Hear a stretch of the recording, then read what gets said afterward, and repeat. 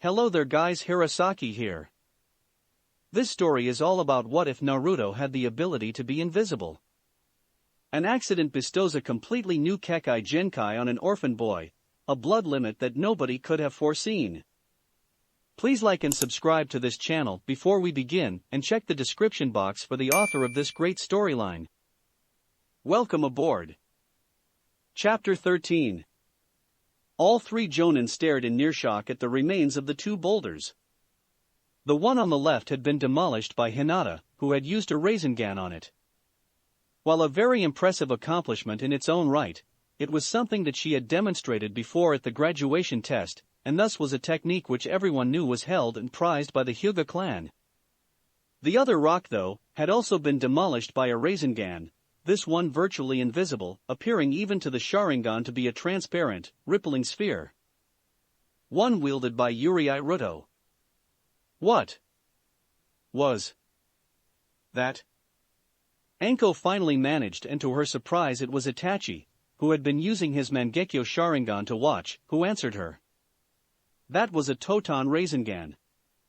The rippling effect means that it cannot be used in the same way as many of Naruto's other techniques, as the enemy has a moderate chance of seeing it coming, but it is a very interesting variant of the Rasengan as it is. Interesting? Asuma choked, bending down to pick up his cigarette. If I came face to face with that without warning, I'd need new underwear. I wonder. Itachi mused. Ruto-kun, please create 4 Totan Bunshin, and have them perform the Rasengan. Once they are formed, send them to attack the line of trees over there. Naruto nodded and formed the familiar hand signal. A moment later, 4 near-transparent rippling spheres formed and seemed to launch themselves against the trees, impacting in a cloud of splinters before vanishing. What happened? The splinters kind of dispelled my clones, Naruto said with an embarrassed shrug. Yet the concept is sound, Itachi said. Against living adversaries, it would work very well. Combine it with random hand moves and your enemies will think you are creating those things remotely. Anko laughed. That would be scary. Asuma agreed. It would drive your opponents nuts trying to figure out how you were doing it. Always a good thing. Anko added. Could you do an elemental version of that? The Yondaime wrote in his notes on the Rasengan that he had tried, but failed to imbue it with wind chakra. It kept destabilizing. Hinata said quietly. After one of the Hyuga Council almost lost an arm trying to imbue Raiten chakra into a Rasengan, the Hyuga clan declared further attempts to be unwise. You could always use Kage Bunshin to perform the experiments. Asuma shrugged, his gaze fixed on the large gouges in the trunks of the trees, but yeah. I see the problems. Elemental chakra is quite difficult to control, and I recall that it takes a lot of control just to make a Rasengan, so trying to put an element in it as well, ouch. Changing the subject, Anko said, what should we do about Gato? It'd be tricky getting to him given how disorganized the camp around his mansion is, but it would be doable. We will give it a few more days before we decide, Itachi said after a moment's thought. We will also rotate watches. One of us and a genin shall stay here, while the others station themselves at the bridge. I think Asuma and me should be at the bridge together first, if only for the sake of the 2 lovebirds. Anko laughed, causing Kiba to snicker while Hinata blushed furiously. It also allows you to interrogate Asuma-senpai about his intentions. Taorumph. Asuma glared at Itachi before slowly removing his hand from the younger man's mouth, then he winced as Anko clicked her fingers. I knew that I was forgetting something, she stated, then her face turned predatory. So, Smokey-san, just what are your intentions towards my best friend? Itachi, you are so dead when we get back, Asuma hissed before vanishing in a swirl of leaves. Asuma, I demand an answer, Anko shouted before she also vanished. Itachi remained motionless for a few moments, then he sighed. Why do I get the impression that I am the most mature person here? Wow. Hinata breathed as she walked down the length of the incomplete bridge, her eyes darting round as she attempted to look at everything at once, a task normally achievable only with her Byakugan. This is incredible. It should be. Tazuna said proudly. I designed it myself to free wave. Asuma turned and handed a leaf to both Naruto and Hinata. Ruto, continue with the leaf cutting. Hinata, you may wish to try focusing your power into the leaf to bring the moisture in it to the surface. Both Jinin accepted their leaves and moved to one side of the bridge, settling down to concentrate on their tasks. Itachi's got them well trained. Anko mused as she leaned against the railing, a stick of dango in her hand. If the others are as good as the princess, they'll be a shoo-in for the Chunin exams. Asuma nodded, then pulled out a cigarette. Placing it in his mouth, he used a small kaiton jutsu to light it. After taking several drags from it, he paused and blew a perfect smoke ring. I'd be impressed if I didn't know that you use your chakra to do that. Anko smirked, earning a raised eyebrow in return. Shouldn't you be impressed that I can use my chakra to do that? For almost a moment, Anko remained quiet as Asuma demonstrated by blowing smoke triangles, smoke squares and finally a smoke figure which briefly boasted a resemblance to Kurenai before dispersing. Okay, that one needs a little bit more practice. Asuma shrugged. That has to be one of the strangest chakra controls exercises I've come across. Anko said slowly. Did you invent it yourself? Nah. Asuma grinned. Learned it from Pops. He does it with his pipe when he gets bored, heh. Sometimes he does it through his pipe. It's always fun to see the smoke rising from the bowl of his pipe into kanji. He can hold an entire conversation that way. I learned to do the same thing, although not quite as well. Anko whistled in appreciation. So? Asuma said. You were thinking of taking down Gato? Yeah, Itachi and I should be able to sneak into the mansion, although getting past the army Gato has around his place could be tricky. What's the range on Ruto's Kawarimi? Asuma asked and Anko blinked at the apparent change of subject. I'm not sure. Why? Well, he could send a trio of invisible clones through, and when two of them reach the mansion, they could do a replacement technique with you and Itachi. Two more clones waiting outside would allow you to escape the same way too. Anko's jaw dropped and she stared at the bearded man with wide eyes before shaking her head to refocus her thoughts. We'd have to check his range. She managed and Asuma nodded. Would the end of the bridge be further than the distance across the camp? Yeah. Anko managed and Asuma turned. Ruto, we need a group of clones for an experiment. Make at least 6 of them, will you? Preferably visible ones. Naruto nodded and, without bothering to get up, he made the familiar cross-shaped seal.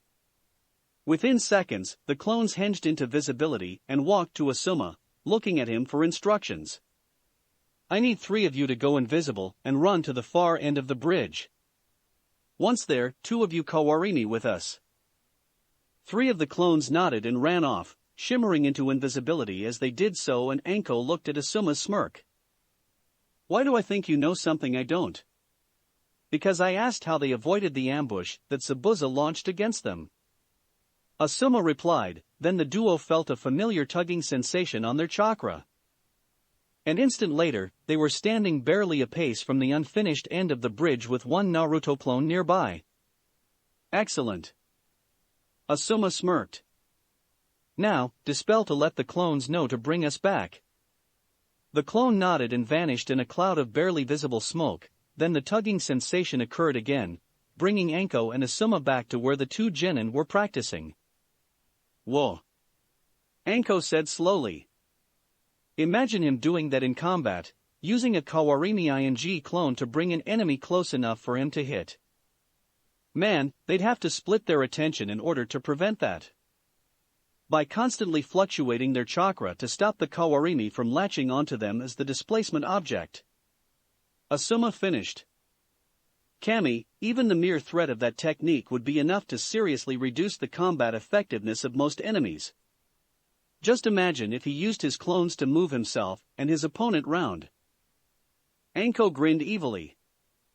It'd look like he was predicting where they were about to shunch into and getting there first. Asuma winced at the mental image. Kami. Everyone watching would be wetting themselves in fear before running away. Depends on their reaction speed. Anko admitted. Being used for a kawarimi, it gives you a split-second's warning, and if you expect it, then his target might just manage to land a blow on him instead. Asuma nodded. Unlikely, but possible, especially if they'd been subjected to that technique before. Still one hell of a combat skill though. Anko nodded, then refocused. So, the plan as I see it is that Itachi and I, along with a group of the Gaki's clones, head to the mansion, probably in the next day or so. 3 clones sneak in and 2 of them swap out with Itachi and me. We kill Gato, grab and seal everything of his, and then dispel the 3rd clone in order to tell the others that it's time to switch us out of the camp, so we can then return to Tezuna's. Was that the plan you were thinking of? Pretty much. Asuma admitted, then he glanced over as one of Naruto's clones ran up with an armful of leaves. Naruto discarded the sliced leaf in his hands in favor of a new one, and Asuma picked both halves up, noting the other sliced leaves lying around. I see you've managed to cut the time needed, he said approvingly, looking at the jagged cut that stretched across the leaf. Now you just need to practice in order to get the cut nice and smooth. Can you do the other exercises yet? Naruto grinned and the leaf in his hands seemed to spark as it curled. A moment later, it caught fire and burned to ash. Nice, Asuma said approvingly. Okay, leave your clones practicing and start running. Let's see you get your speed up even more. Pausing only to give Hinata a quick kiss on her cheek, eliciting a surprised eep and a deep blush, Naruto bounced up and accelerated down the bridge. Anko blinked as Itachi nodded. It is a good plan. We shall do it tonight. What? Anko managed after a moment of shock. I thought in a couple of days. There is no need to wait. Itachi countered. We are all in good health, it will be a few more days at least before Zabuza finishes recovering from my Tsukiyomi, and becomes capable of combat once again. Gato is currently the primary threat to our mission. It is only logical that we deal with him as efficiently as possible. Anko froze, her mouth open as she tried to find some sort of argument, then she slumped. Alright, you win. Tonight. I'll stay behind and guard the house. Asuma offered and Itachi nodded. That would be appreciated. So, Anko said with a grin. Do we take Gaki to provide the clones, or a whole load of clones to start with? Itachi frowned for a long moment. It would be better to have Ruto-kun with us. Then I'm coming too, Hinata said with a glare. No one's taking my snuggly away from me. Everyone froze, staring at the young teenager, then Kiba burst out laughing, which broke the shocked silence. SN, snuggly. Anko howled with laughter as she toppled off her chair. Hinata looked affronted for a moment, then realization set in, and she buried her blushing face into Naruto's chest. I believe that Hinata-san's Byakugan would be useful on the approach and departure, Itachi said calmly, although a slight twitching of the corners of his mouth showed that he was also amused at Hinata's unthinking protest. Whoa, I haven't laughed like that in ages. Kiba wheezed as he pulled himself up off the floor. The clouds across the darkening skies seemed to loom ominously as a quartet of ninja leapt through the trees. Ruto, Anko said, I was wondering. How do you see? Naruto cocked his head in query and Anko continued. You're invisible, so light goes straight through you, so how do you actually see? I admit to curiosity about that myself, Itachi said, and Naruto turned slightly to look at Hinata. He uses chakra. Chakra? Anko repeated dubiously. How does that work? It took us quite some time to work it out, but Rutokuin's eyes have a thin layer of chakra over them. As the light passes through, it dislodges the chakra, which then goes through his iris and hits the back of his eye, letting him see. That would explain a great deal that has previously confused me, Itachi admitted. As an Uchiha, I know quite a bit about how eyes work, as I expect the Hyuga do also. When you have a dojutsu, you need to know how eyes work. Hinata agreed, earning a nod from her sensei. So, if you get low on chakra, your vision fades? Anko asked and Naruto nodded. It's a good warning sign that I'm starting to run low, he admitted. I tend to lose color first, then it fades. We've measured how much chakra he needs to use to reach his lack of color stage, Hinata added. He starts losing color when he drops to the chakra level of a Tokubetsu Jonin. It's black and white by the time he reaches Chunin, and then it fades to black when he reaches the level of a Genin. My chakra reserves are over double that of the Hokage's, Naruto said sheepishly, and Anko spun round to stare at him, only to collide with a tree that she had failed to spot in time. The others quickly reversed course and landed next to the dazed Kunoichi. Anko-san, are you able to continue? Itachi asked and Anko nodded, then winced. Yeah, just give me a minute. That sudden stop didn't really help me. Kage level chakra, you said? Naruto nodded and Anko released a quiet whistle. Kage level invisible chakra in addition to your invisibility, Totan Bunshin and Totan Rasengan? The more I learn about you, the less I want to end up on your bad side. Really? Hinata always likes to be on my bedside. Naruto punned, earning an eye roll from Itachi, a groan from Anko, and a gentle dope slap from Hinata. That joke was terrible, Gaki. Anko grumbled, then she shook her head slightly and took a few deep breaths. Okay, I'm recovered, which way are we going? I kinda got turned around when I hit the tree. That way. Hinata pointed and Anko grinned. I knew it was a good idea bringing you. Okay, let's go. The ninja quartet leapt into the canopy of the trees once more, leaving no sign that they had ever been there, except for a slight impact mark on one of the trees. The quartet of ninja dropped from the trees and quickly made their way to a small cluster of bushes atop of one of the hills that flanked their target. Moving slowly, so as to not attract any unwanted attention, they looked out through the cover and Itachi's brows twitched in disapproval of the so-called layout of the camp surrounding the mansion. I know, Anko whispered. Sucks, don't it?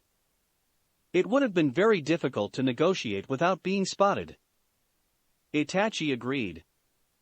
Gato has somehow stumbled across a good defense against ninja.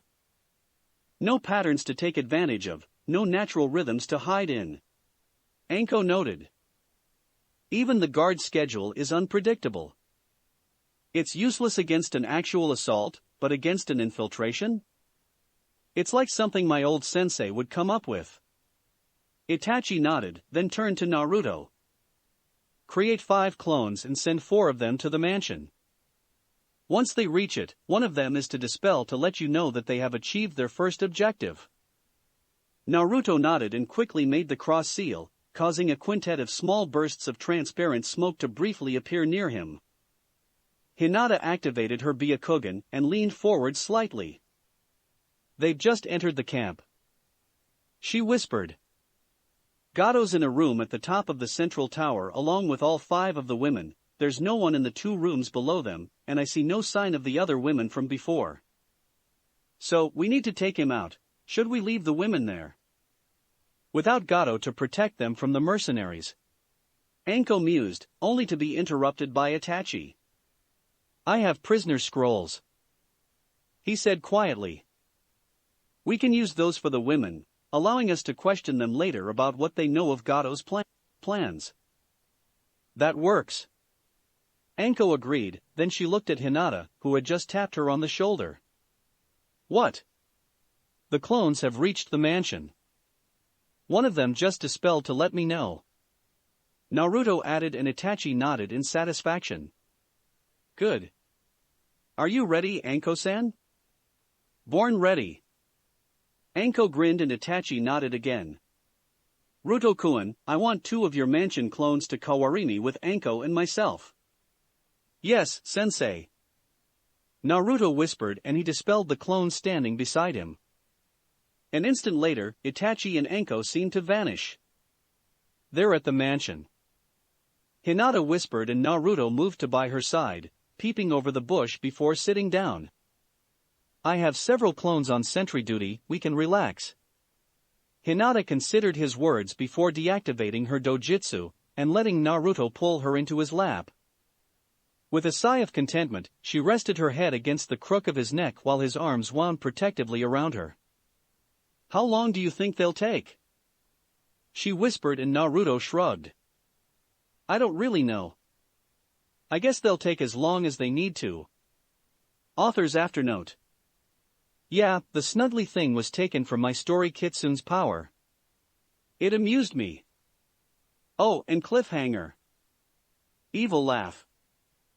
Chapter 14. Anko felt herself stagger as the long-distance Kawarini deposited her on the rooftop balcony of Gato's mansion. A hand grabbed her arm and held her steady until her inner ear stopped its rebellion. Okay. She said quietly. I'm good.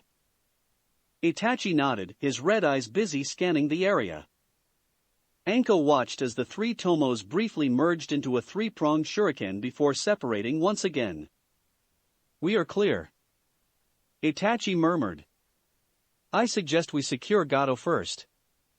Capture him and hand him to the villagers? Anko suggested and Itachi nodded before couching and leaping up the side of the tower. Show off. Anko smirked as she followed him. At the top, Itachi paused outside an open window and peeped through. Anko took position on the other side and followed suit. What she saw caused her to shake her head in disbelief. He's a midget. And he is rather short as well. Itachi deadpanned, causing Anko to frantically try to muffle her laughter. By the time she had recovered, Itachi had slipped into the room and was looking down at the 6 nude forms on the oversized bed. Anko followed him, pulling out 5 of her special senbon, earning an inquisitive look. Anesthetics for the women. Anko whispered and Itachi nodded in understanding. Moving quickly, Anko quickly used the senbon to ensure the women wouldn't wake up anytime soon even as Itachi laid out 5 prisoner scrolls. Moving quietly, Anko lifted the first girl and placed her on a ceiling scroll, then moved to the second, then the third. The other 2 were more problematic given that the first was having her breasts used by Gato as his pillow while the second was lying between his legs, using his thigh as her pillow. Ideas? Anko whispered, then she grinned as Itachi pulled out a small bottle and a piece of fabric. A few drops of liquid were placed on the rag, which was then put over Gato's face. Half a minute passed, then Itachi pulled the rag off and lifted Gato's head. Taking her cue, Anko pulled out the young lady and placed her on one of the 2 remaining scrolls, then she looked up as Itachi sealed away the final girl. Itachi rolled up the scrolls and placed them into a small bag before handing it to Anko. At her querying look, he gave an embarrassed shrug.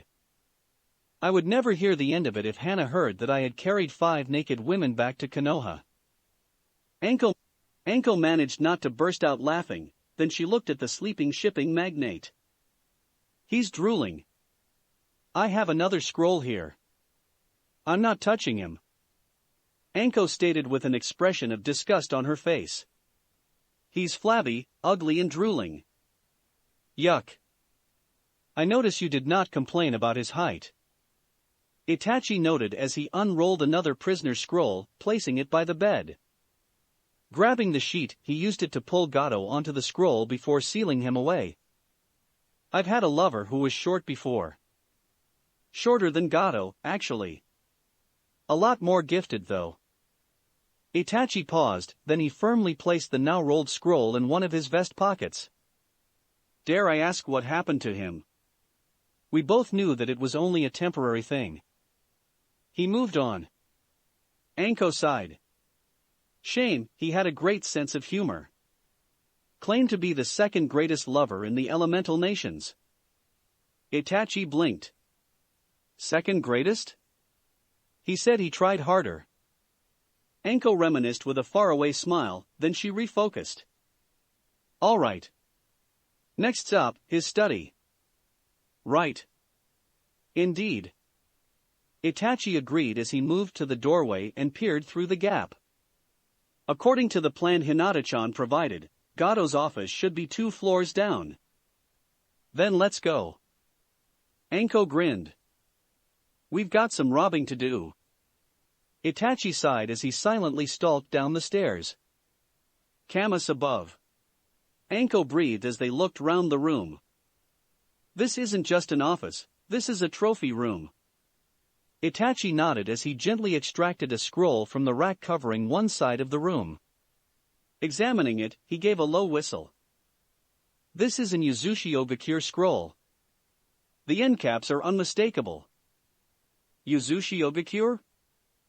Anko repeated. Shame the last Uzumaki's dead, he really could have. Itachi, why did you suddenly look shifty? Itachi stared at her blankly and Anko smirked at him. I'm an expert in the TNI section, I know how to read body language. The last Uzumaki's still alive, isn't he? Ah, so he is. And you know where he is. Itachi raised one hand to cut off her inquisition. He is and I do. However, it is not my secret to tell. When we have returned to Konoha, you should ask the Hokage about him. Yeah, I'll ask the Hokage about the kid. What was his name? Yes. Namikaze Uzumake na. Ru, too. Anko froze as her mind caught up with what she was saying, then she slowly turned round, moving like a rusty marionette, to fix Itachi with shocked eyes. Ruto. Itachi nodded before turning his attention back to collecting and organizing the scrolls ready to be sealed away for transport. Holy. Indeed. Anko remained motionless except for some blinking, as she fought to comprehend the newly revealed information. When did you? It was after I had agreed to take the team. Itachi replied, rolling up the third scroll that he had filled and placing it in a bag. Sarutobi Hiruzen already knew about it, as do several of the Hyuga clan. I do not intend to disseminate the information any further if it can be avoided. Yeah, I can see that. Anko said slowly, then she laughed. Ha, explains the Rasengan. I wonder if he's trying to learn the Hiroshin yet. Itachi paused for a moment before finishing sealing the fourth set of scrolls. I would not discount the possibility. For the Hyuga to have the Rasengan without being taught by either Jiraiya-sama or Kakashi-senpai, they must have had access to the Namikaze scrolls. Shit, imagine if the Hyuga start using the Hiroshin. Anko gasped. They'd rule the battlefield. Itachi blinked a few times, then shivered slightly. My father would launch the revolt that he had planned but discarded should that be the case. The rivalry he holds between the Uchiha and the Hyuga would demand no less. Fuck. Anko swore. The revolt wasn't just another silly rumor? It was not. Itachi said, then he looked up at her. Would you please help?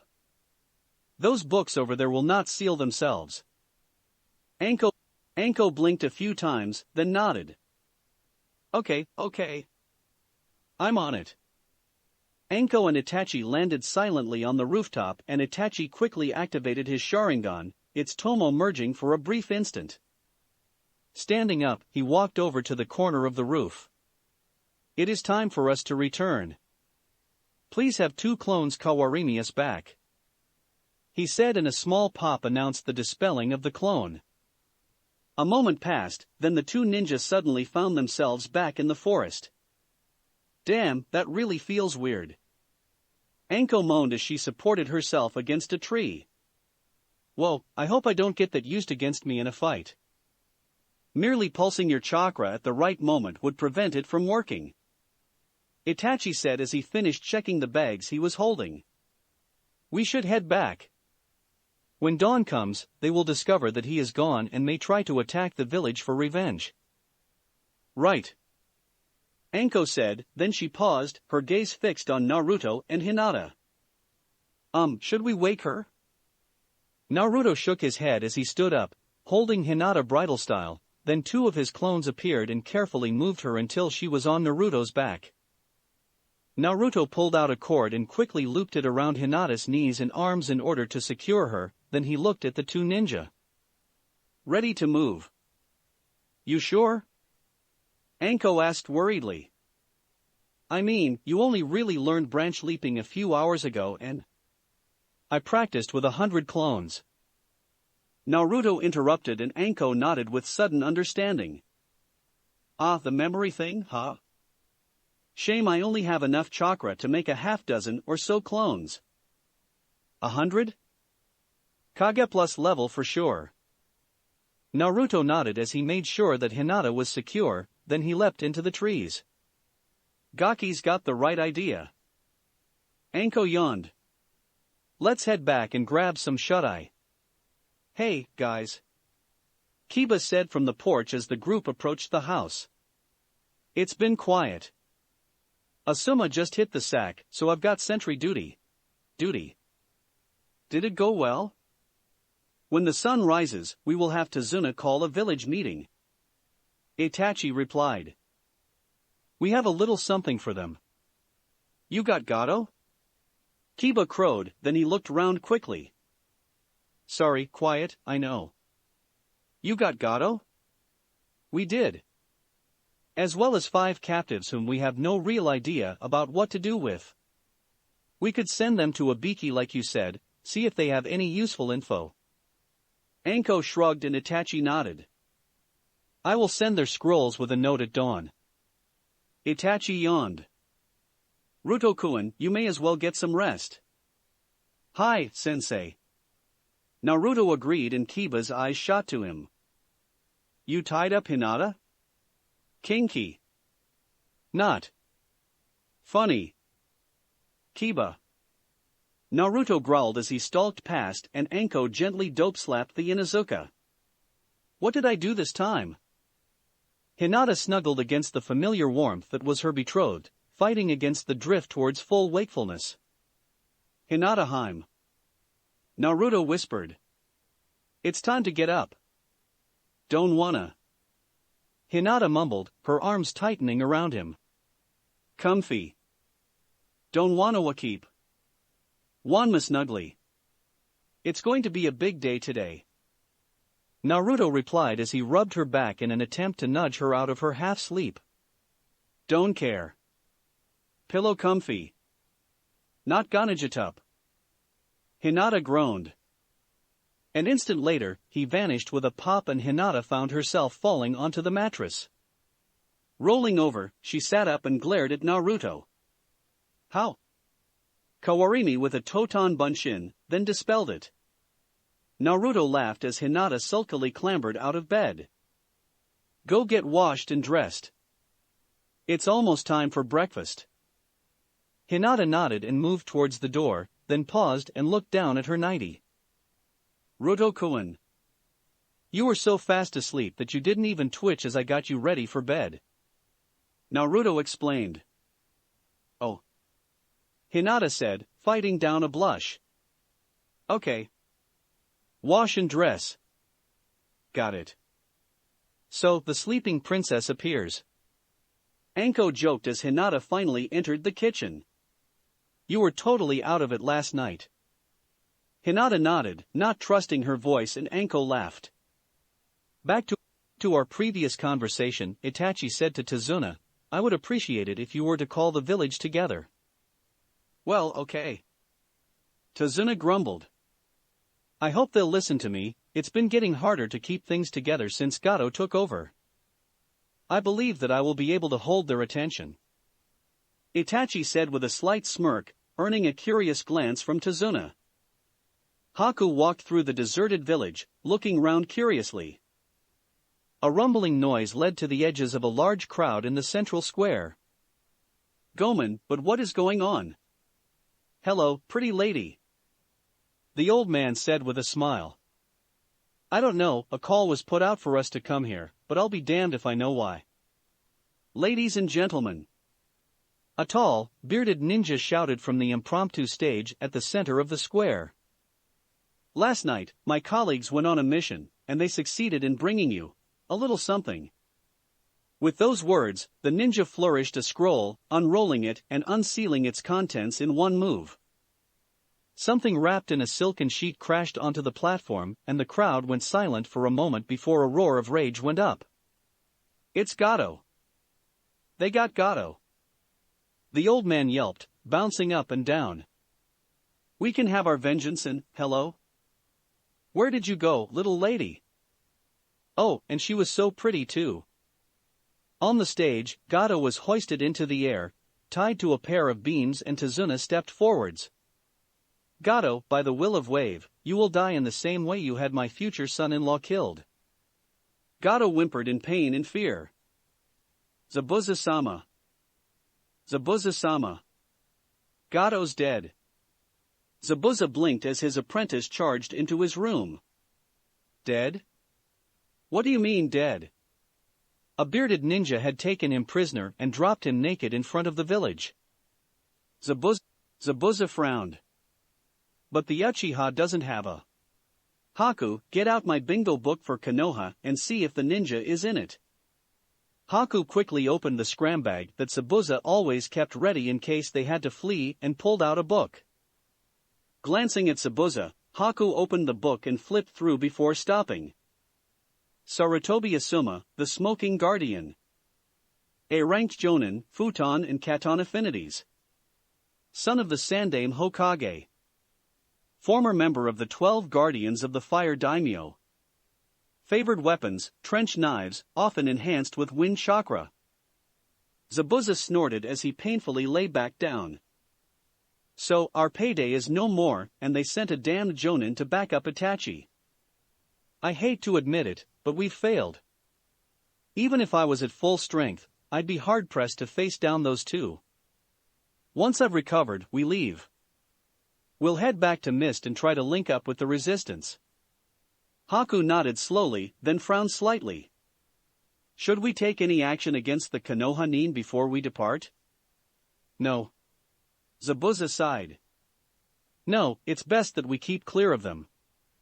Wave is more trouble than it's worth. Once I'm mobile, we'll simply leave. Of course, Zabuza-sama. Naruto and Hinata watched as the workers continued constructing the bridge. Unlike the sullen near silence of their previous shift, this time the air rang with laughter, jokes, some of which were rather colorful, and the occasional burst of song. A moment later, Kiba rejoined them.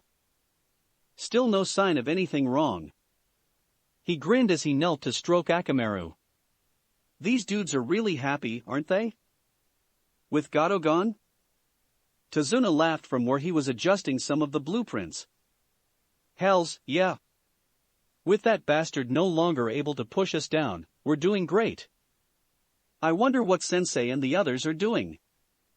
Hinata mused. Must be something important. Kiba said thoughtfully, then he shrugged. But at least they knew that we could guard Tazuna and the bridge by ourselves. It's great that they can see how awesome we are. Hinata nodded and briefly activated her Byakugan to check the surrounding area once again. And where do you think you are going? Asuma asked as he stood in the middle of the road, arms crossed. The mob of mercenaries slowed to a confused halt, and the leader, a man clad in rusty samurai armor, stepped forwards. We're going to get our payment. We heard the village killed our boss, so we're going to burn it down. I can't let you do that. Asuma said calmly, uncrossing his arms to reveal that he was holding his favorite combat knives. And why do you think you can stop us? The answer seemed to explode out of the forest. On one side, a giant snake appeared, rearing up to look down on the mercenaries, while on the other side, a giant headless spectral skeleton rose up. Before Asuma could do more than take one step forwards, arms raising into a combat stance, the mob turned and fled. Well, Anko said from the top of the snake's head even as the skeletal warrior evaporated, that was rather anticlimactic. Hey, Itachi, what was that? That was the Susanoo. Itachi replied as he stepped out of the woods. It is one of the techniques that my Mangekyo has granted me. I have been trying hard to increase its manifestation over the last week. This was the first time that I was actually able to manifest its arms properly. It was pretty damned impressive. Asuma admitted, then he moved to Itachi's side. You okay? It is a very draining technique. Itachi admitted as he stumbled. Asuma managed to catch him before he fell. Okay, you're going to rest when we get back, he said, settling Itachi on his back as Anko finished dispelling her snake. Come on. Senpai makes a pretty good backpack. Anko joked, causing Itachi to give her a tired glare. Let's just head back, Asuma said, grinning around his cigarette. I don't know how much longer the kids will stay out of trouble for. I'm sure that they're fine, Anko said with a grin. After all, they're only kids, right? I hope you haven't just jinxed them. Asuma sighed. The final stone thunked into place and Tazuna stepped back beaming as the assembled villagers burst into spontaneous cheers. After a few moments, Tazuna held up his hands for silence, and the crowd slowly quietened. My friends, he declaimed. Today, we witnessed the completion of a bridge that was made possible only by the efforts of our friends, the ninja from Konoha. Another round of cheering echoed across the water and Hinata spotted Inari cheering loudly while holding Akamaru. The ninja gave us hope, they granted us the chance to regain our independence, and to visit justice on the one who sought to enslave us. They are our heroes and we shall never forget them. Today marks the first day of the resurgent wave, a day we owe to these six. Akamaru barked and Tazuna stared at him for a moment before grinning. Sorry, these seven. Akamaru yipped approvingly at the correction. Before they leave, let us show our appreciation for their efforts on our behalf. Let us show them our thanks for returning our stolen property to us, the money that Gato extorted from us, even the children he kidnapped intending to sell as slaves. These seven stood up to Gato and brought him before us, and for that, they are our heroes. They are the heroes of Wave. The thunderous cheering and applause made the previous efforts seem almost silent by comparison. And now, Tazuna shouted, let the party begin. Chapter 15. The Gates of Konoha. Kiba sighed in relief at the familiar landmark. Wow, I feel like I've been gone for a month, not a few weeks. I wonder what happened to Zabuza. Anko mused. I mean, we removed his employer, shouldn't he have, at least tried to avenge him? Zabuza is a professional, Itachi countered. With no chance of being paid, he would have simply left to find another job. Agreed, Asuma said. I've read his file. He knows when to quit, it's part of why he's regarded as being so dangerous. He always has an escape plan. Who does? A new voice asked just before the new arrival found himself dodging Juho strikes and thrown kunai. Whoa. Easy. Friend. Stand down, Genin. Itachi commanded, then he turned to the new arrival. Shursui. Tachi-kun. Itachi's cousin smirked. Is this him? The one who can do the shunshuns almost as fast as me? He uses a different technique that nonetheless looks similar. Itachi said. Come to our training field tomorrow, and I will have him demonstrate. Why are you here? Your dad sent me with a message. Shursui shrugged. Naka decided to defect from Konoha with some stolen files just after you headed out on your mission. He almost killed Naori when she attempted to stop him, she's still in hospital. Damn. Itachi cursed. Naka has the Mangekyo as well, as I recall. Yes, he does. Shursui confirmed. There's an S-rank bounty on him, but we all know that only another Mangekyo user would be able to stand against him. Whoa. How did you activate yours? Itachi let his eyes return to the standard Sharingan, then the red faded away. During the mission, I believed that one of my genin had been killed. Fortunately, I was mistaken. That reminds me, I need to perform a test. Please activate your Mangekyo and look at Ruto-kun. Ruto, please demask. Shursui's eyes turned red and the tomos flowed into the middle before morphing into a four-pointed star. Turning, his eyes widened. What in Kami's name? He looks like rippling glass? Thick water?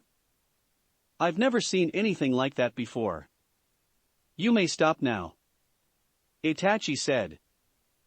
Ruto, it would appear that it is indeed the Mangekyo itself that can see you. Wow, Shursui said, shaking his head, that was just freaky. So, several Byakugans can spot me, as can Mangekyo Sharingans. Naruto noted. Indeed. Itachi agreed. That means that I can see you, as can Shursui, Naori and Naka. I do not know of any others with a Mangekyo at this time. It is a very rare level of our dojutsu. Shursui agreed. So 6 people can see me out of the whole village. Well, 5 with this Naka person gone. Naruto mused. Okay, I can live with that. I will introduce you to Naori tomorrow after practice. Itachi said. That way, should you need to work together, you will both be able to capitalize on her ability to see where you are. Who else can see him? Shursui asked and Hinata ducked her head, tapping her forefingers together. Hinata-chan and her younger sister Hanabi-chan are both capable of seeing Ruto-kun. Itachi said, reaching out to place a reassuring hand on Hinata's shoulder. Oh, and why is she blushing? All 3 jonin transfixed Shursui with a glare, and he raised his hands defensively. Just asking. Oh, before you head in, I also need to warn you about a rumor going around. I heard someone claiming that Ruto here is the long-lost son of the Yondaime. Shit. Itachi cursed, spinning round. Ruto fade. Naruto nodded and shed his coat and mask in one move even as he channeled chakra through the hakama he was wearing. Shursui's eyes widened to almost comical proportions as he watched Naruto vanish. Holy. Freaking. Shit. He whispered. That's incredible. We are headed for the Hokage Tower. Ruto, make your own way there and meet us outside. Hi, sensei. Naruto replied and Shursui reactivated his Mangekyo just in time to see him leap up the wall. Turning round, he blinked at the sight of Hinata sealing the now folded cloak into a small storage scroll before stowing it inside her jacket. Wow. Shursui said. Damn, that has to be the most terrifying Kekkai Genkai I have ever seen. Or haven't. Kiba snickered, causing several sets of eyes to roll.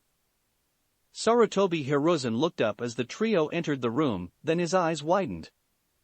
He could only see Inuzuka Kiba, Hyuga Hinata and Uchiha Itachi, so where was Naruto? His question answered itself as Hinata unsealed a mask and hooded coat.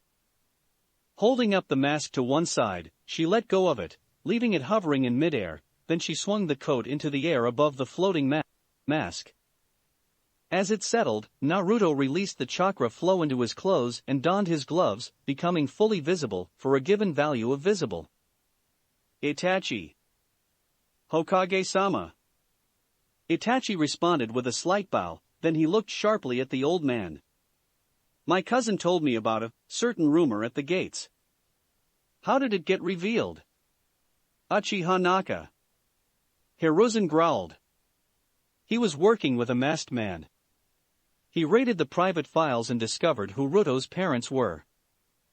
After that, it was a simple matter for him to realize that Uriruto was none other than Namikaze Uzumaki Naruto.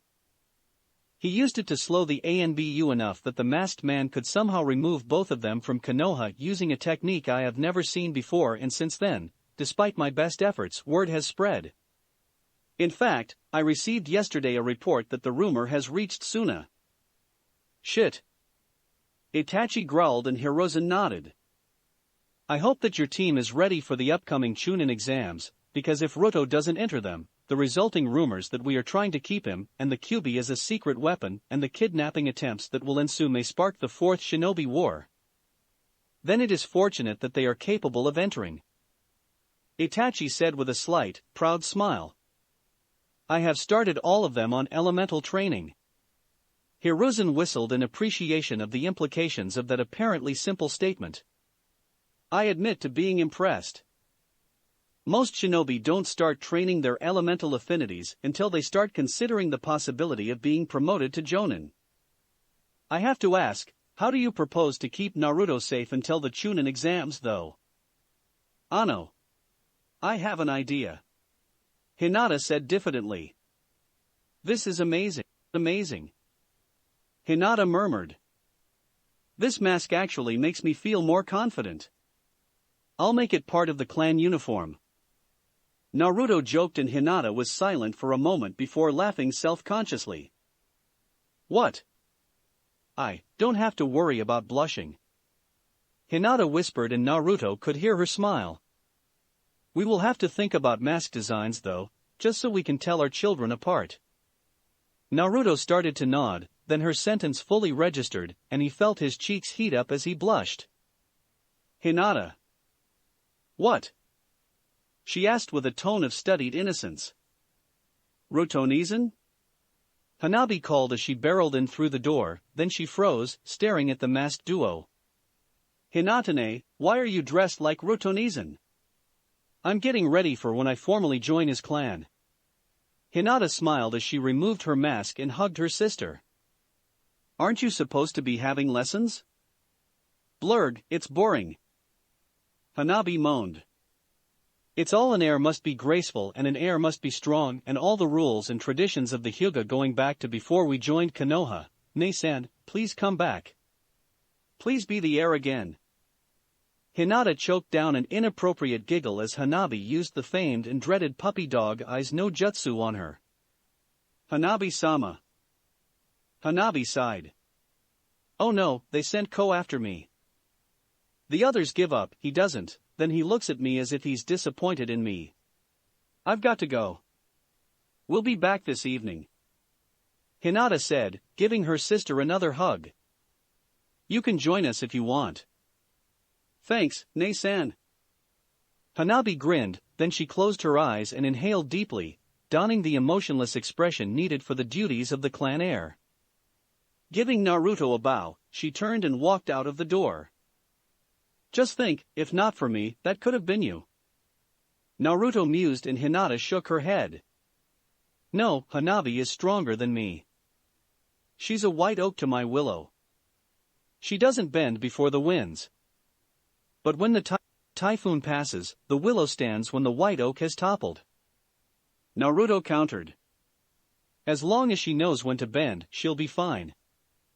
Hinata nodded slowly, then donned the mask that she had borrowed from Naruto. You're right. Now, I believe that we have a team meeting to attend?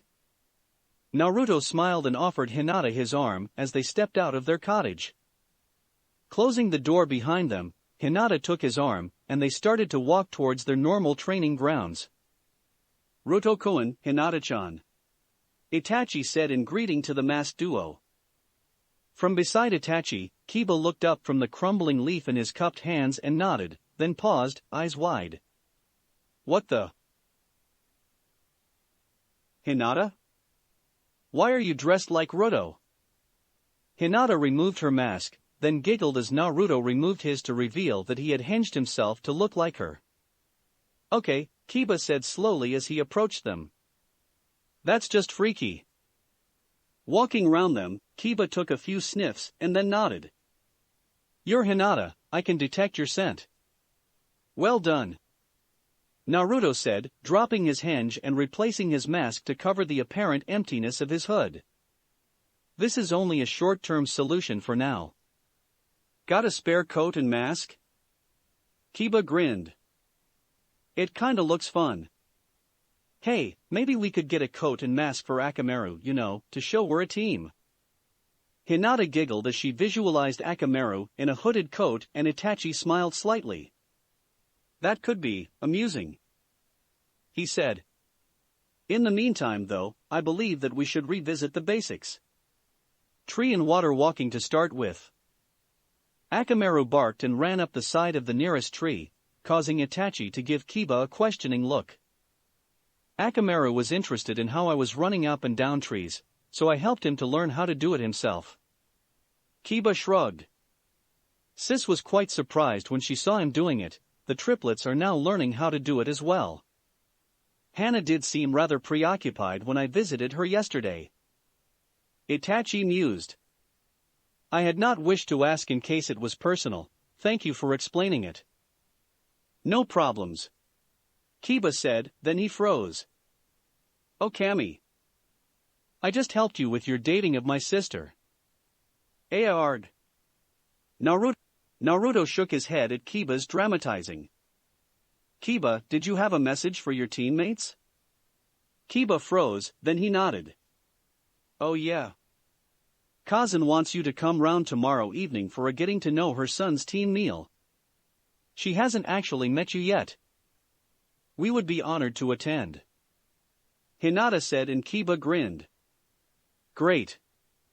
Naruto flopped face down onto the bed with a groan. Itachi-sensei seemed rather inspired today. Hinata said quietly as she sat down on the bed next to him, then followed his example by flopping backwards so her head rested on his outflung arm. I think that I am starting to look forwards to the exams. The sound of running footsteps was their only warning before Hanabi ran in and dived onto the bed, squirming into the gap between Naruto and Hinata. Hello. She chirped, only to be answered by a groan from Naruto. What's wrong, Rotonizan? Nei-san, what's wrong with Roto? Itachi-sensei really had him working hard today. Hinata explained without bothering to open her eyes. Before today, he had his kawarini down to a single hand seal, now he can do it without them. He also learned how to do the shunshin from Itachi's cousin Shursui, and had 50 of his clones practicing that in order to learn how to do it seamlessly while increasing the speed and range. At the same time Roto-kun himself was trying to keep up with Rock Lee in Taijutsu. Lee. Hanabi mused, then she suddenly sat up. You mean Eyebrows-san? Naruto snorted with exhausted laughter at the description. Yeah, that's him. He's fast. Hanabi snuggled back into the gap between the duo. How fast? Put it like this. Naruto sighed. When he takes his weights off, even Shursui has problems avoiding his attacks. And Gai-sensei is even faster. Whoa. Hanabi breathed in amazement, then she giggled as Naruto's stomach growled, and Hinata's followed suit. You're hungry. Starving. Hinata sighed and Hanabi bounced off the bed. I'll make some food. She offered as she scampered through to the kitchen. For a moment, neither Hinata nor Naruto reacted, then suddenly memories of the disasters that Hanabi had caused in the kitchen crashed home. In a move that would have caused onlookers to question if several laws of physics had been repealed, they launched themselves off the bed and through the door. Wait, Imoto-chan. Hinata half shouted. We'll help.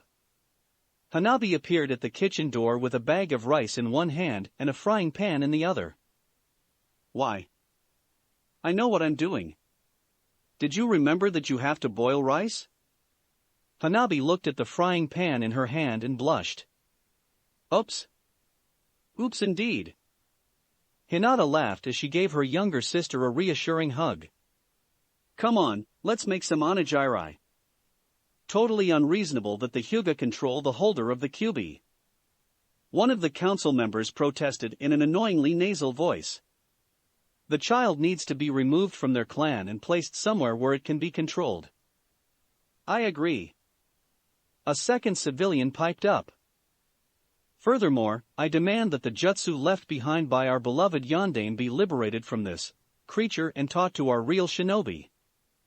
Hiruzen sighed. Both counselors had spent some time in hospital with stomach injuries after Naruto had vanished, and it would seem that they hadn't learned if the combined glares from Hyuga Hayashi, Nara Shikaku, Akamichi Chuza, Yamanaka Inoichi and, surprisingly, Inuzuka Tsum, were any indication. Even Uchiha Fugaku was frowning at the civilians, and he was almost renowned for arguing for the opposite of whatever the Hyuga wanted, something which Hiruzen often relied on as it let him switch sides in debates without worrying about his advisors uniting to counter him. As he is the son of the Yondaime and the red-hot habanero, the jutsu you refer to are his by right. Hayashi ground out and Fugaku nodded in agreement. My son speaks very highly of Urei Ruto. Fugaku added. If he was not already betrothed, I would consider offering a young lady from my clan to help him re-establish his clan. The subtext of the statement, of Fugaku's apparent willingness to allow the Sharingan to be potentially inherited by someone who would not then be brought into the Uchiha clan, earned several shocked looks from the shinobi members of the council. Predictably, the civilians completely missed it. Itachi and Shursui have both described themselves as being impressed by Urei-san's growth. Fugaku continued. I therefore put forwards a motion to confirm Urei Naruto as the leader of the Urei clan, formerly known as the Namikaze clan, the instant that he is promoted to Chunin. I second the motion. Hayashi said instantly, causing another round of surprise. The Hyuga and the Uchiha clans generally hadn't cooperated beyond the minimum field requirement for several decades. Very well. Hiruzen said, glancing over at his son who was holding the Sarutobi seat. The motion has been put forwards, and will now be voted upon. All in favor? All opposed? The motion carries and the Urei clan will be entered into the rolls of the clans of Konohagakure once Urei Ruto earns his promotion. You can't do that. The brat's a demon. The first civilian shouted, then he blinked as both Hayashi and Fugaku rose almost explosively from their chairs. The two clan heads looked at each other and Hayashi bowed slightly before sitting down again, allowing Fugaku to lead the rebuttal. As a civilian, you are not expected to understand even the most basic concepts of Fuinjutsu, but as a member of the council, you should have at least some knowledge about it. Fugaku sneered. The branch of Fuinjutsu that deals with sealing things away is quite complex. Even storage scrolls require someone to achieve at least journeyman status in Fuinjutsu. Hayashi-sama, has Ruto-sama studied it? He has, under the best tutors the Hyuga clan could provide or hire. Hayashi confirmed. He but lacks the experience to become a full master. He is already a fully accredited journeyman, and I have no doubt that he will reach a depth like his parents did. Fugaku bowed slightly. Fuinjutsu is complex, and the seal that the Yondaime provided, a seal which I have seen with my own Sharingan, is a true masterwork in all senses of the word. The Yondaime powered the seal with his own life to secure the Kyubi, and I had the Uchiha seal adept examine its design. She admitted that it was beyond even her, but that it was flawless. The boy imprisons the Kyubi, he is not the Kyubi. A glass is not the milk it holds. Shikaku offered and Fugaku nodded. If you can't understand that, you have no business being on the council in a ninja village. He sneered. My son is entering his team into the exams, and as soon as Urei Ruto becomes a Chunin, which I have no doubt that he will have a seat on this council as well. I would advise you to learn to think before you speak, or you will face his anger as well as ours. Seconded. Hayashi deadpanned, causing Shikaku to snort with suppressed laughter and Fugaku to give his political rival a confused glance. Hey, what are you doing here? Sakura shouted as Team 7 entered the training field. I asked them here for some teamwork training. Kurenai explained as Sasuke looked up from the scroll he was reading, and gave his brother a small smile. Hey, Aniki. Aniki. Otuto. Itachi replied, then he looked round. Aburame-san, Hirono-chan. Thank you for inviting us, Yuhi-sama. It's just Kurenai. The Jonin said with a smile, then she looked round. You can come out of hiding now. The bushes stirred and Asuma stepped into the clearing. Asuma-sensei. Sakura called in greeting, earning an odd look from Itachi. Asuma likes to help out.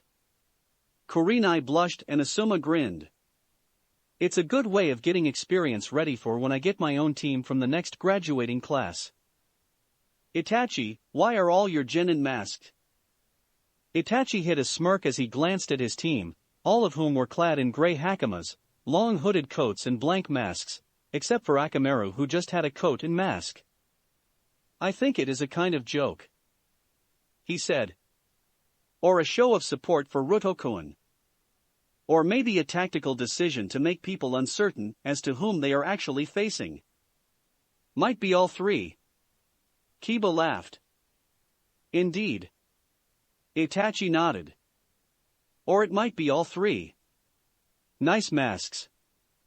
Shino mumbled, earning several shocked looks, then the gazes snapped to Naruto as he pulled a spare mask out of a ceiling scroll and handed it to the bug user. Shino nodded in thanks and in a smooth movement, replaced his shades with the mask. Come round this evening, and I'll help you customize it. Naruto offered and Shino turned to face him. That would be appreciated, Ruto-senpai. Sakura looked at him and shivered. Hey, forehead! A new voice shouted and everyone turned to see Team 10 appear with Ino almost dragging her two teammates while their sensei slouched along behind them. Sorry we're late. Kakashi yawned. I got lost on the road of life. Lame. Kiba deadpanned. Chapter 16. Hey big bro, guess what I heard / the son o' the fourth is workin' for the third. De habaneros kid be in de test / we may see him be goin' up against de rest. De land o' fire is where I wanna be / cause dis is somethin' I gotta see. I need your permission to make it fine / cause then Mr. 8 can meet Mr. 9. Yo. Reikage looked up from the never damned enough paperwork to fix his adopted younger brother, the Jinchuriki of the Hachibi, with a glower. What are you going on about now? The son of Namikaze Minato is alive. Another voice said, and Yujito ni, the Jinchuriki of the Nibi, walked round the taller swordsman, elbowing him in the ribs as he opened his mouth again. Apparently he's going by the name of Urei Ruto, and they're going to give him clan leadership of the Urei clan, formerly the Namikaze clan, once he marries a Hyuga girl. A frown for a moment. That might explain why the Hyuga are suddenly using the Rasengan. He mused. You said habanero, he's Uzumaki Kushina's son? I listen to the rumors as they fly / they say he is, and it ain't no lie. B rapped, earning himself another elbow to the ribs. Gets better. Yujita said as she sat down on one of the chairs. One of our spies from Mist reported in. Apparently Momochi Zabuza went up against him. Kid managed to pull a silent killing on him without concealment. Only an accidental Senbon strike saved Zabuza, although it caused Uchiha Itachi's Sharingan to go weird. Thin three-pointed black shuriken. Mangekyo. I realized. Damn. They've got another Mangekyo user. Raise the bounty on him, and put a call for backup warning in the bingo book. On the plus side, they've lost an Uchiha as well. Yujita said, passing across a copy of the most recent Konoha bingo book. Page 117. Uchiha Naka. He has one of those Mangekyo as well, but his is a red-on-black three-pointed shuriken. Uses a weird technique that lets him make small injuries have never happened, possibly works for mortal wounds as well. Went rogue and was the one who spilled the beans on the Urei kid. I rapidly flipped through the book until he came across the picture of the shinobi in question. Do we put a bounty out for capturing the kid? A frown, then shook his head. No. Putting a bounty on a genin, no matter who his parents were, would be seen as the actions of a weak village. We wait until he hits special jonin at the very least. Besides, he's linked to the Hyuga. We've fallen foul of them before. Yujito nodded. Having their ambassador captured and humiliated by the very girl he was trying to kidnap for breeding stock in order to give Kumo their own Byakugan wielders had caused Kumo shinobi to become the laughing stock of the elemental nations for several years and had hastened the retirement of the previous rakeage. Which led to the next bit of news. His fiancée is the girl we tried to kidnap. Fuck. B swore from behind her, and A flinched. Okay. We're going to limit our entries this year to a single team. A growled. B, it'll be your team we're sending. Yujito will go with you as my personal envoy to the old geezer, and will keep you in line. If anything, and I mean anything goes bad, get your team back here as fast as you can, preferably without causing damage that might cause Konoha to declare war on us. Got it? B nodded. Good. You head out tomorrow. Itachi looked at his team, then handed them each a form. As I am certain you anticipated, I am offering you a chance to enter the Chunin exams. I would not do so if I did not believe that you were less than fully prepared for it. The three genin accepted the proffered papers and looked at them, then their sensei. Sensei. The exams will start in 1 week, the date is listed on the paper. Should you wish to enter, fill in the form and bring it with you to the academy on the day of the exams. Oh, hell yeah. Kiba crowed, then he turned to his teammates. Guys, you in too? Of course, we are. Hinata smiled. Roto-kun? Make it all 3 of us. Naruto said and Itachi nodded. By tradition, the time between now and the exam is yours to do with as you wish. The exam is for the village to see how you can cope with acting on your own, and as a team without the guidance of your sensei. It is rare for genin to pass on their first attempt, but a good showing will lead to the judges looking more favorably upon you as Chunin material in future exams. So even if we fail, we're building up for future success. Kiba nodded. I see. Well, we'll just have to win outright, won't we? With my Inuzuka Jutsu, Hinata-chan's Byakugan and Juho skills and Ruto-senpai's scary clones, we'll smash straight through our opponents. What he said. Naruto laughed and Itachi nodded. Then our training for the day is finished. I shall see you in 1 week, either at the academy should you choose to enter, or here should you refrain. May the will of fire burn strongly inside you. Better than the flames of youth. Kiba joked, then he froze as a distant shout of YOSH echoed across. And on that, I think I shall depart. Itachi said nervously before he seemed to split apart into a flock of crows that flew off. Kiba whistled. Whoa. That's almost as weird as your clones, Roto. Roto? Where did you? I hate it when he does that. Damned Totan Bunshin and their damned Kawarimis. Come on, Akamaru, let's head home. That was an evil trick to play on Kiba Koen.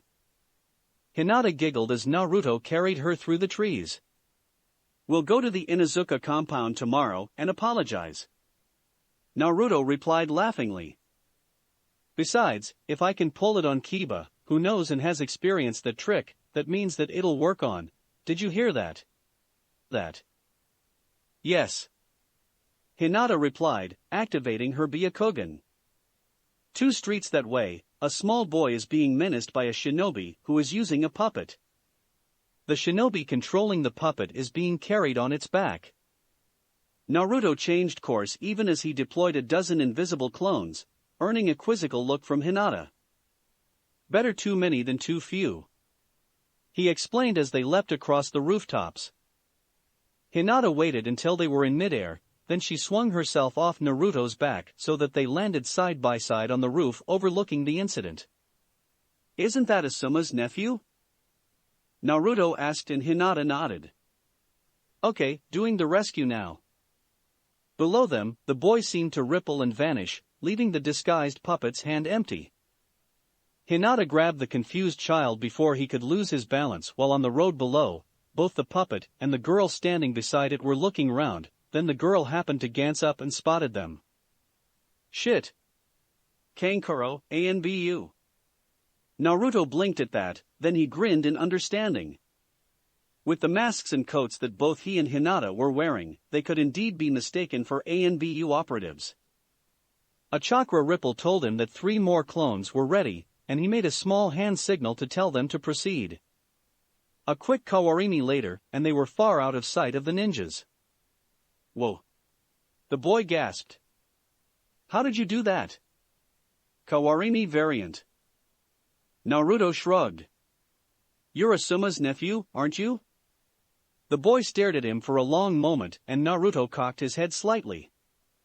What? You didn't call me honorable grandson. The boy half shouted with a huge grin. Yes. I'm Sarutobi Konohamaru and I'm gonna be Hokage. Really? Naruto said, slightly amused. You must be really good. Can you do tree walking yet? Konohamaru shook his head, looking downcast, and Hinata removed her mask so that she could smile at him. We'll be happy to teach you, Kokuin. Konohamaru grinned, then he looked at them curiously. You're not ANBU, who are you? I am Hyuga Hinata, soon to be Uriai Hinata if all goes well, and this is my fiancé, Uriai Ruto. Naruto gave a casual salute as Konohamaru stared at him. Whoa, hey! Naruto straightened up, Konohamaru tucked under his arm and began leaping towards their normal training field, Hinata keeping in close formation, then she gave Naruto an odd look. Why did you just send off several clones? Naruto glanced at her and saw that her Byakugan was still active. Well, your sister was complaining that she doesn't get to do much that isn't training for her position, so I thought she might like to join us. I also sent one to Kiba in case he was bored and wanted to join us as well. Hinata smiled as she deactivated her blood limit. That's very thoughtful of you. Hey, guys. Kiba called in greeting as he entered the training field. Hi, Hanabi-chan. Hey, who's the squirt? Konohamaru scowled from where he was sprawled at the bottom of one of the trees, having tried to simply run up it, failing to remember in his excitement that it was a chakra control exercise. This is Asuma's nephew, Konohamaru. Hinata said. Kokuin, these are our teammates Inuzuka, Kiba, and Akamaru. Akamaru yipped in greeting, then ran over to Hanabi and leapt into her arms.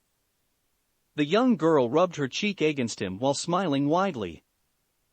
After a moment, Hanabi put him down and Akamaru ran halfway up the tree, then turned round, looking down from his perch on the vertical surface.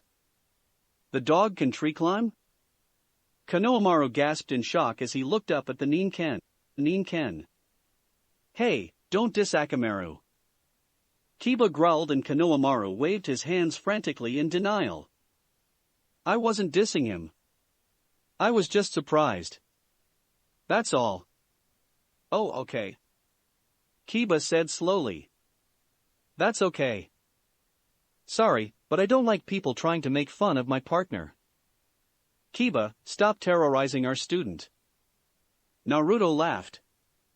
Okay, Kokuin, let's try again. As Ko stood up, Naruto created a visible clone and the two of them picked him up and held him so that his feet were against the tree. Now, try to focus your chakra through your feet. Too much and it'll push you away, too little and you'll slip, so channel your chakra and try to pull your foot from the tree. Once it is stuck, you know you have the right amount. He's good with brats, isn't he? Kiba half-whispered to Hinata, then he leapt sideways to avoid a Juken strike launched by Hanabi. Don't call me a brat. She shouted as she chased the larger boy around the clearing. From his perch on a branch, Akamaru watched, occasionally letting out a yip of amusement. Traitor! Kiba shouted at the Ninken as he avoided another attack. Why are you being so violent, Hanabi? I was referring to the annoying brat over there, not you. Konohamaru dropped from the tree and grabbed a fallen branch. Hit his leg so I can get him, he shouted, charging after them, and Hinata collapsed with laughter while Naruto shook his head in amused disbelief. I can't believe you didn't help me. Kiba grumped as they all headed across the rooftops towards Ichiraku's for lunch. You're my teammates. You should have saved me from those two monsters. Hanabi, who was perched on Hinata's back, stuck her tongue out at him while from Naruto's back, Konohamaru laughed. I felt that you could handle the situation, Naruto said, the amusement evident in his voice. Besides, Hanabi knows where I sleep. I don't want her waking me up by throwing a glass of juice over me again. It was one time, Hanabi protested. And it was an accident. Konohamaru's laughter intensified, earning him a glare from Hanabi. Okay, everyone calm down, Naruto said firmly. Hanabi, it's okay to laugh at yourself occasionally, we were only teasing you. Hanabi pouted for a moment, then she smiled as Ichiraku's came into view and Team 7 dropped to the street in front of it. Hinata let her drop down to the ground and Naruto followed suit with Konohamaru.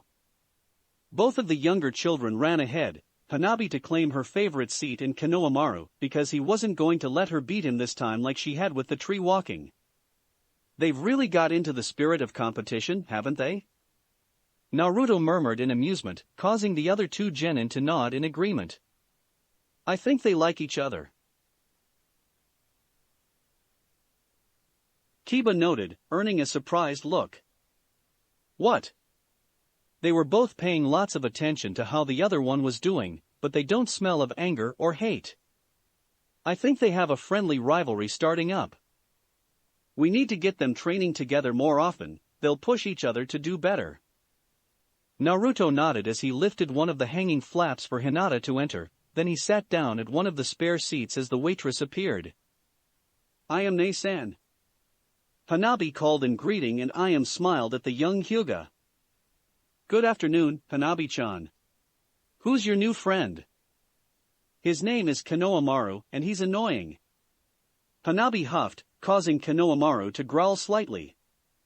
You're the annoying one, he shot back and I am giggled. Oh, that is so cute. Both children gave her a look of betrayal which only caused her giggles to intensify before she managed to regain control. So, what can I get you? I'll have 2 beef ramen please. Kiba grinned. And a bowl of beef for Akamaru. Akamaru. I'll have the seafood ramen please, Hanabi said and Hinata nodded. Same for me please. I'll go for beef, Konohamaru announced and Naruto paused. 2 miso ramen, a beef ramen and a chicken special to start with please, Naruto said, earning a shocked look from Konohamaru. I am just chuckled. You're going to drain your clan treasury at this rate, she teased and Naruto shrugged. The only cause worthier than this is sitting right next to me. Hinata blushed as Kiba snickered, earning himself a gentle strike with the ladle that Ayam was carrying, then she accepted the chopsticks proffered to her as her ramen was placed before her. Itadakimasu. The group chorused and Hanabi paused, her first bite halfway to her mouth as she watched Naruto eat his ramen, apparently straight through his mask. Putting down her chopsticks, she activated her Byakugan and smirked. Nice genjutsu. Naruto paused just long enough to say thanks before resuming eating. Konohamaru paused with a confused look on his face and Kiba took pity on him. Ruto is using a small genjutsu taught to Anbu to make it look like his mask is still on his face rather than lifted up to allow him to eat. They say that the technique was invented by Hatake Kakashi. Hatake Kakashi. Hinata mused. Isn't he the only non-Uchiha who has the Sharingan? He is. A new voice yawned and they all turned to see Nara Shikamaru taking one of the spare seats. 1 miso ramen please. Coming up. I am chirped. What's he like as a teacher? Naruto asked curiously and Shikamaru shrugged. He's rather lazy when he can be, but he has the skill to back it up. He tested our teamwork and declared it good, so he got us training and stuff designed to get us to a higher level. Bastard has me working with a madman called Mato Guy every week, fighting his apprentice. Guy-sensei's awesome.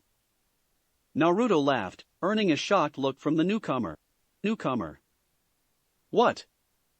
He helped to enhance the Juken and Juho as well as training me. An apprentice? You mean Rock Lee? Shikamaru winced as he nodded. That's him. He's fast. And when he takes off his weights. Shikamaru shuddered, then nodded in thanks as a bowl was placed in front of him. What I did to Ino at the start of our academy days with my blood limit, Lee can do with sheer speed. Naruto explained and Hanabi giggled, having heard the story.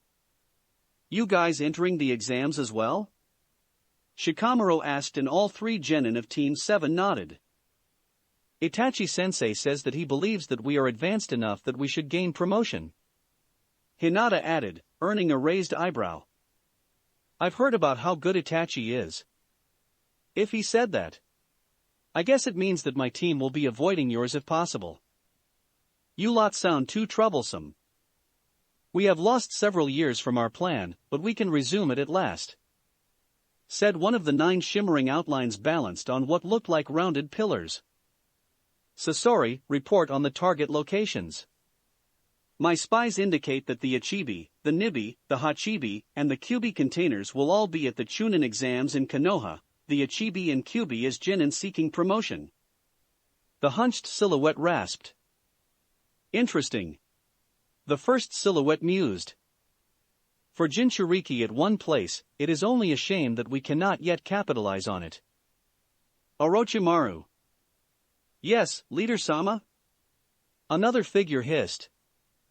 You have plans for an assault to destroy Konoha. Pull out those plans and alter them for a decapitation strike and severe damage. Konoha will pay for their deception regarding the Kyubi container. I do not know what other countries will aid us with such short notice. Orochimaru mused. IWA would be a possibility, but with the revelation that the son of the Yondaime lives and knows at least one of his father's jutsu. True. The leader agreed. My 6 paths shall walk beside you, as shall our newest recruit. It will serve as a test of his loyalty. Then that will change the situation. Orochimaru smirked. Give me a day to check my files, and I shall have the basics of a plan ready. Excellent. Our timing shall be for the final stage of the exams. We shall let everyone know that we are not to be trifled with. As you command, Leader-sama. If there is no more business, then you are dismissed.